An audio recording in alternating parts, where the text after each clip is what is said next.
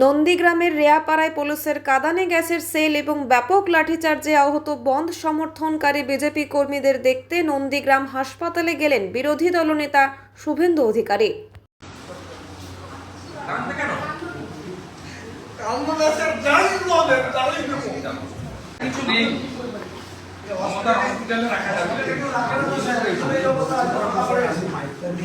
আরে ভাই তুমি হিন্দু না, গলায় কণ্ঠি আছে ওই জন্য মেরেছে।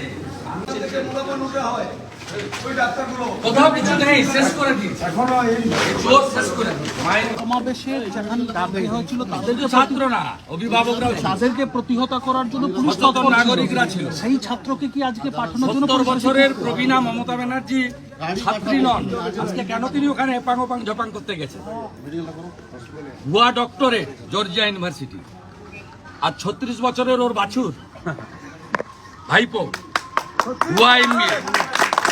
আজকে এইভাবে এ করলো কেন? কারণটা কি এইভাবে যে আজকে জ্বালা, হারের জ্বালা। 3 বার হারিয়েছি, বিধানসভায় হারিয়েছি, পঞ্চায়েতে হারিয়েছি, লোকসভায় হারিয়েছি।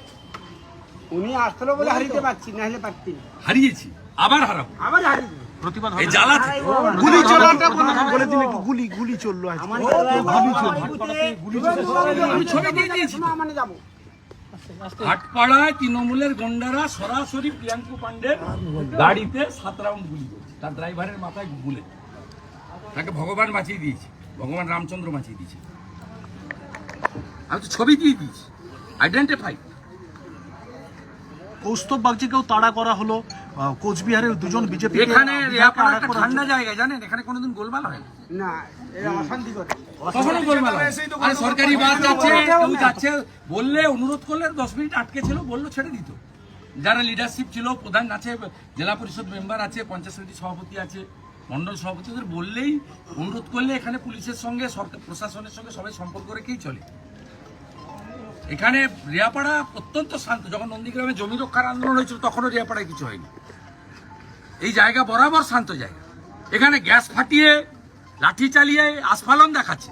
আর ছবিটা দালাল এসপিটা আছে, ভাইপোর পা চাটে তমলুকে বসে আছে, ওর কাছে ছবিটা পাঠিয়েছে, ও পাঠিয়ে দিয়েছে ওখানে ভাইপোর অফিসে আর পিসির অফিসে। বলছে আপনাকে ভোট দেয়নি, মেরেছি। যত মারবি তত বাড়বে, আপনি বিধায়ক বলে যত মারবে তত বাড়বে। আপনি নন্দী 1956 ভোটে হারিয়েছি। আন্দোলন থামাইনি। 17টা অঞ্চলের মধ্যে 11টা অঞ্চল নিয়েছি, 2টা পঞ্চায়েত সমিতি নিয়েছি। এবারে অভিজিৎ গাঙ্গুলিকে 8,200 ভোটে লিড দিয়েছি।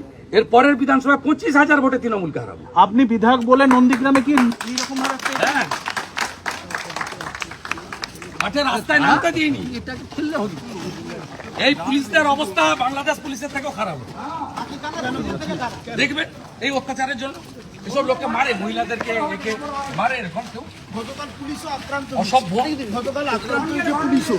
ও নিচের তলা পুলিশকে পাঠিয়ে দিয়েছে, কাঁদানি গ্যাস শেষ, জল কামানের জল শেষ।